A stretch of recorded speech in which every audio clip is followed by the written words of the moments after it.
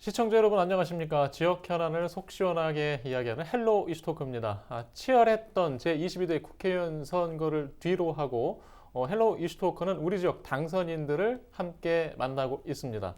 지역 주민들을 대표해 정부를 견제하고 또 입법 활동과 함께 지역 발전을 책임질 새로운 일꾼들을 만나봅니다. 자, 오늘은 인천시 부평 을 선거구에서 승리한 더불어민주당 박선원 당선인과 함께합니다. 안녕하십니까? 안녕하십니까? 예, 치열했던 선거였죠. 네, 지금 치열했습니다. 당선이 되고 난 뒤에 예. 저희가 지금 사전 녹화를 하고 있는데 이 시점까지 어떤 일정들, 당선 소감 먼저 여쭤보겠습니다. 예. 네, 존경하는 부평 주민 여러분, 부평구 을 주민 여러분, 안녕하십니까? 여러분들의 지지와 성원에 힘입어 치열한 이번 선거에서 당선이 된 박선원입니다. 여러분들께서 원하시는 바, 또 여러분들께서 기대하시는 바, 또 제가 여러분들께 공약하고 정말 심부름센터 같은 일꾼이 되겠다라고 말씀드린 것들을 그대로 실행하기 위해서 최선을 다하겠습니다. 진심으로 깊이 머리 숙여 감사드립니다. 네, 제가 좀 마음이 급했나 봅니다. 어떤 일정들을 먼저 여쭤보려고 했어요. 네. 자, 당선 이후에 당 일정도 있었을 거고 또 지역에 또 감사사례 인사도 다니신 것 같고 뭐 행사 벌써부터 뉴스에 이렇게 사진에 많이 등장하고 계세요. 자, 어떤 일정 그동안 소화하셨습니까? 예, 뭐 역순으로 가면은 어제는 이제 부평 예술제에 참석을 해서 많은 분들이 정말 이 지역에서 어떻게 보면 자발적인 예술인들이 이렇게 많으시구나 하는 것도 느꼈고요. 또 뭐 무대 공연부터 서예, 음악, 그리고 이제 뭐 그림, 미술까지 전 분야를 아우르는 부평 문화예술제에 어제 참석을 했고, 그 전날 토요일 그리고 금요일은 이제 장애인의 날 행사가 있었습니다. 근데 부평예술제에서는 우리 부평의 문화적 풍성함을 느꼈다면 또 장애인 날 행사에서는 아무래도 우리 지역에 가불 지역 합쳐서 2만 5천여 분의 장애인 분들이 함께 살고 계신다라고 하는 현실, 또 중증 장애인이 만여 분 이상 계신다라고 하는 현실을 또 실감하였습니다. 이렇게 선거 끝나고 여러 가지 크고 작은 행사 가리지 않고 다니고 있는데요. 무엇보다도 제가 안보 분야만 쭉 평생 해오다가 이렇게 우리 주민들하고 직접 겪고 뵙고 하면서 느낀 점은 정말 어렵게 사는 분들이 많이 계시는구나 하는 것은 정말 나날이 느끼고 있습니다. 무겁게 느끼고 있습니다. 네. 아마 지역민들과 더 함께하는 또 그런 시간들이 더 앞으로 많이 있으실 텐데 더 구체적으로 자세히 보실 수 있는 기회 하나하나였으면 좋겠습니다. 저희가 지금 4월 22일 날 사전 녹화하는 상황이라서 시청하시는 분들께서는 좀 시점을 이해해서 좀 봐주시면 좋겠습니다. 자, 돌아가서요. 선거 기간에 일단 탈당한 상대 후보도 있었고 또 여러 후보들이 경쟁하는 구도였습니다. 결국엔 이제 승리를 하셨는데 승리 요인을 어떻게 돌아보고 계십니까? 이재명 대표와 당 지도부에서 이제 과반수 플러스 한 석만 더 주십시오 해서 이제 151석이 목표다라고 말씀을 늘 하셨는데요. 그 마지막 151석이 아마 부평을이 되지 않겠나 하는 간절한 마음이 있었습니다. 그래서 특히 왜냐하면 우리 홍영표 의원께서 탈당하시고 또 다른 정책 결정을 하셨기 때문에 결코 쉽지 않은 선거 기간이었습니다. 다만 우리 민주당 당원들뿐만 아니라 지지자분들이 이렇게 2년 동안 윤석열 정부가 나라를 어렵게 하고 우리 삶을 힘들게 했는데 그대로 둘 수는 없지 않느냐라고 하는 일종의 심판론, 소위 선거에서는 바람, 구도, 그 덕을 좀 제가 많이 보았다. 제 자신의 어떤 역량이나 능력보다는 객관적으로 이 상황을 바꿔달라고 하는 지역 주민들의 염원이 더 크게 작용했다라고 하는 점을 제가 있는 그대로 겸손하게 받아들이고 있습니다. 또 그것이 가장 큰 승리의 원동력이었기 때문에 할 일이 참 많다, 이런 두려움과 책임감을 느끼고 있습니다. 일단 말씀하신 내용을 보면 도대체 어떤 일들이 그 사이에 있었을까 더 궁금하기도 해요. 조금 더 들어보겠습니다. 선거 치르면서 이렇게 예상하지 못했던 일들도 이제 많이 접하셨을 것 같아요. 예, 예. 좀 들어볼 수 있을까요? 일단은 예. 제가 이쪽에 이제 소위 투입될지는 몰랐어요. 그게 예. 이제 가장 큰 어려움이었습니다. 2월 29일 날 당에서 이쪽에 가서 전략 예. 경선을 하라라고 하는 것이 가장 어려웠고요. 음. 그 다음에는 실제로 홍영표 의원님께서 원내대표도 하시고 우리 당의 어떤 중심적인 그 위치에 계셨는데 과연 탈당을 하실까 했는데 이 지역의 여러 시구 의원님들과 함께 탈당하셨습니다. 그게 네. 상당히 이제 어려움으로 작용을 했었습니다. 선거운동 기간 내내 이것을 어떻게 극복할 것인가, 예. 또 홍 의원께 어떻게 좀 말씀이라도 또 예. 이렇게 좀 부드럽게 전달할 수 있을 것인가 하는 것들이 어려움이었습니다. 하지만 어떻게 보면 이거는 이제 소소한 부분의 어려움이다. 어차피 민주당 내의 이야기인 것이고 예. 진실로 이제 어려웠다라고 하는 것은 제가 과연 얼만큼 우리 부평을 주민들로부터 받아들여질 수 있을 것인가, 얼만큼 저의 어떤 그 역할과 역량을 우리 주민들께서 인정해 주실 것인가, 예. 또 과연 저에게 일을 시키실 수 있는 마음의 문을 여실 것인가 하는 게 제일 어려웠습니다. 그 어떻게 측정할 수도 없고 예. 가늠할 수도 없고 그냥 정성을 다하는 길밖에 없지 않습니까? 그래서 본질적으로는 이게 제일 어려웠습니다. 예. 마음을 제대로 얻는 것, 예. 그것이 어려웠습니다. 일단 선거구를 이렇게 저희가 선택을 하면서 네. 이제 준비 기간이 이제 길다고 할 수는 없었어요. 네, 좀 그렇습니다. 비교적 짧았는데 네. 그럴수록 이제 지역 현안을 이해하는 시간도 좀 네. 부족하셨을 것 같고 또 공약을 준비하는데도 어려움이 있었을 네. 것 같고 예. 그렇다고 해서 준비를 덜 했다는 것이 아니라 예, 좀 예. 어려움이 있었을 것 같은데 이제 예. 앞으로 또 책임지셔야 될 일도 있기 때문에 네. 어떻게 준비하셨고 또 앞으로 어떻게 채워 나가실 것인지 좀 네. 말씀해 주시죠.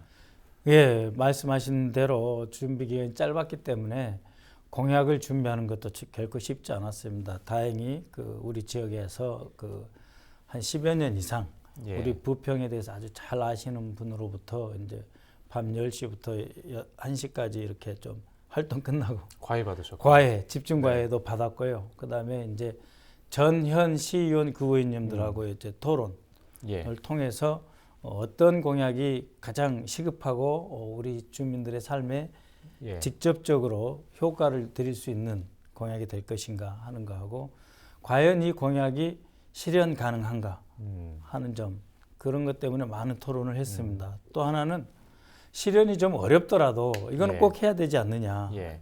경인고속도로의 지하화, 또 우리 경인철의 지하화를 통해서 우리 부평이 이 고속도로와 전철에 갇힌 지역에서 좀 탈피해서 뭔가 예.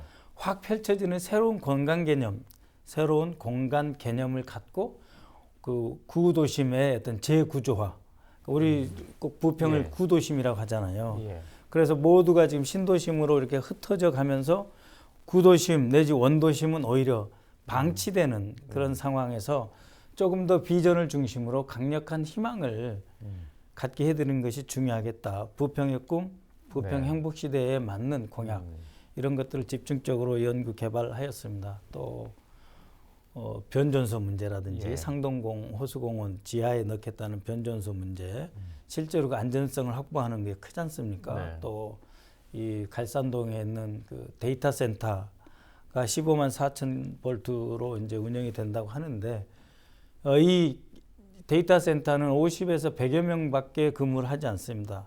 건물은 매우 크고 현대식이지만, 그래서 우리 지역에 고용 창출도 안 되고 전기는 엄청 많이 갖다 쓰고 부평 전력 갈산 전력 갖다 쓰면서 지역에 갖다 주는 경제적 효과는 없는데 이 문제는 어떻게 대처할 것인가 등을 포함해서 굴포천을 더욱더 우리에게 그 친숙한 환경 공간으로 발전시키는 것, 또 우리 지역에 이제 재건축, 재개발이 많은데 이 부동산 시장이 이렇게 좀 화랑기면은 크게 어려움이 없는데 지금 화랑기였다가 다시 이제 정체해서 하강 국면으로 들어가는 이 상태에서 이미 재건축 심의 절차를 밟고 있는 예. 매우 그 큰 단지들이 몇 개 있거든요.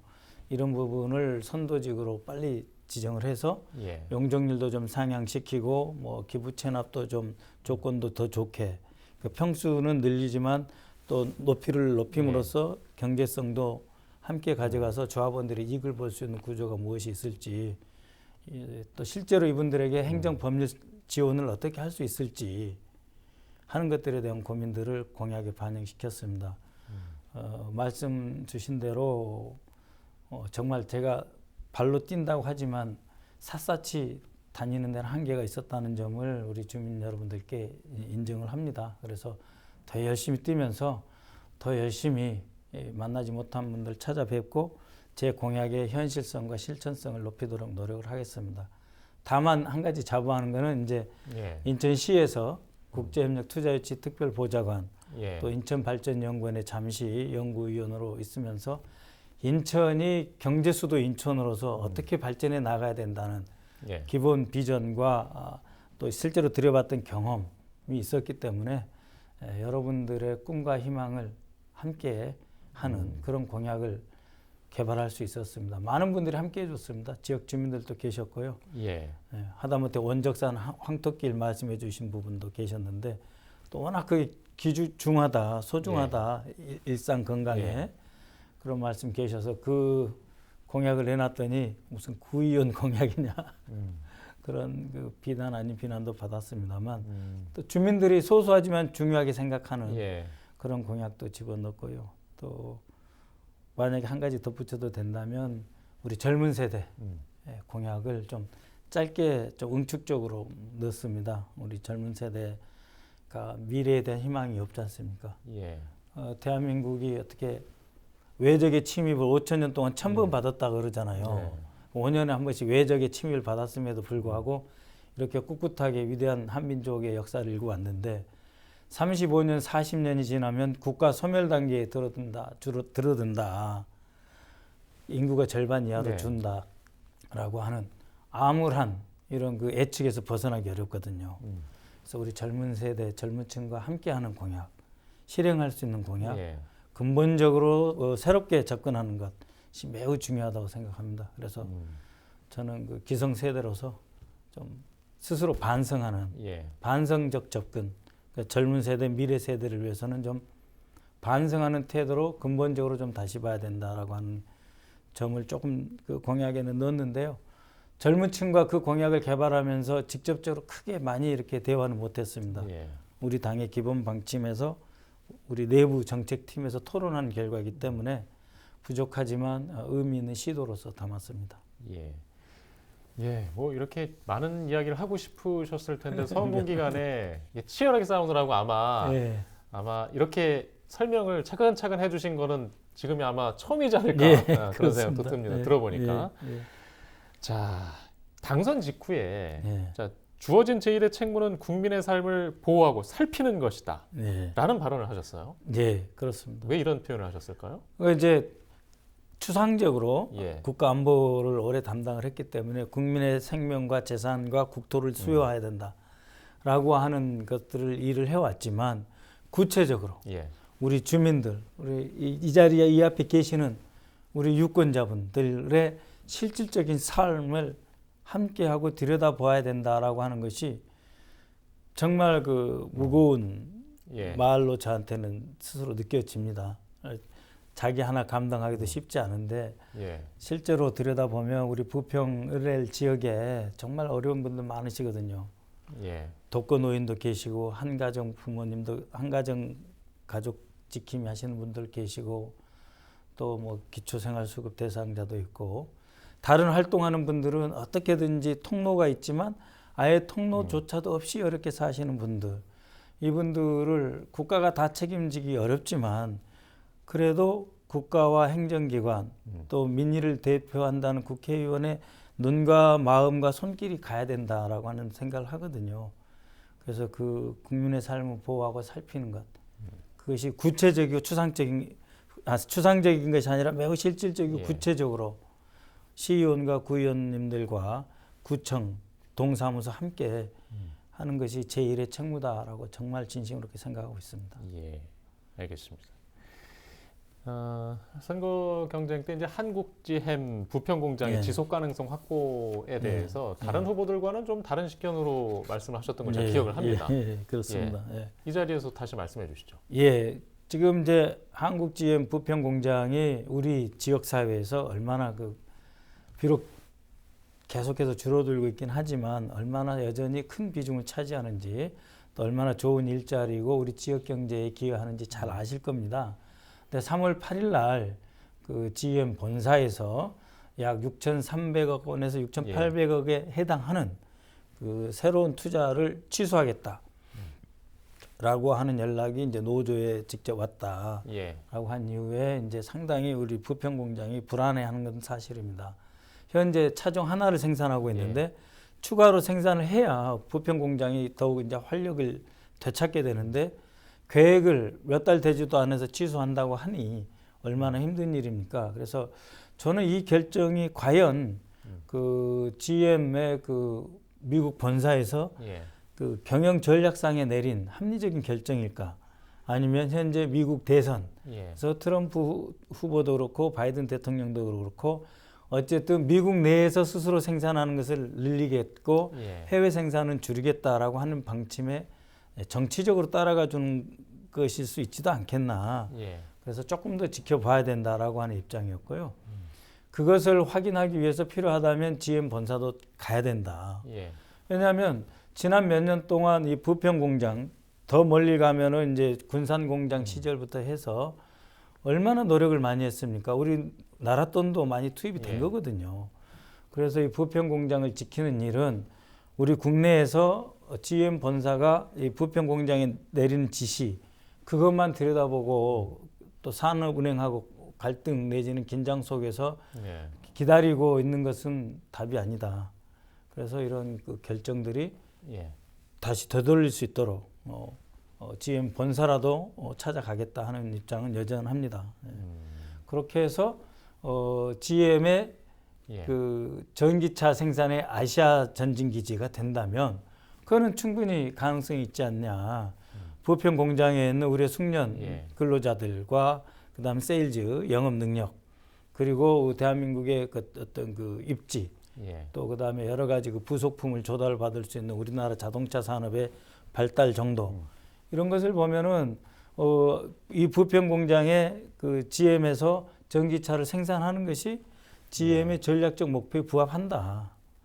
시장 조사부터 다시 한번 해보자라고 하는 긍정적인 전략을 공유하면서 부평 공장의 투자를 늘려달라라고 하는 이야기는 본사에 가서 할 필요가 있다. 이것은 제 경험하고도 관련이 있는데요. 저희도 뭐 이렇게 지부가 있잖아요. 해외 지부. 에다 지시를 내릴 때 설명 안 해줍니다. 이렇게 하세요. 이렇게 하기 바람. 그 배경이나 이런 거 이야기 안 해주거든요. 그러면 거기서는 그냥 일을 할 뿐이지 어떤 각도에서 이 지침과 지시가 내려온지 몰라요. 그런 것처럼 부평 공장에서 받은 지침이나 지시라고 하는 것이 본사의 의중이나 전략적 판단 내지는 설명이 충분히 없이 내려온 것이라고 저는 보거든요. 그래서 본사를 가서 좀 같이 머리를 맞대고 함께 상생의 길을 찾는 것은 꼭 필요하다고 봅니다. 알겠습니다.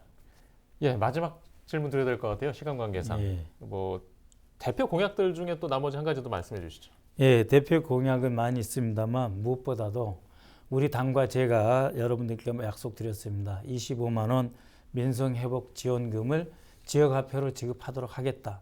12조에서 13조 든다고 합니다. 대표께서 윤석열 대통령을 만나시거나 아니면 우리 국회가 열면 반드시 이거부터 실천하도록 꼭 하겠습니다. 그래서 우리 지역 경제 자영업 마중물이 돼서 좀 활성화되도록 최선을 다하겠습니다. 오늘 말씀 고맙습니다. 여기까지 듣겠습니다. 고맙습니다. 제22대 국회의원 선거 부평구 을선거구에서 당선된 더불어민주당 박선원 당선인과 함께했습니다. 시청해주신 여러분 고맙습니다.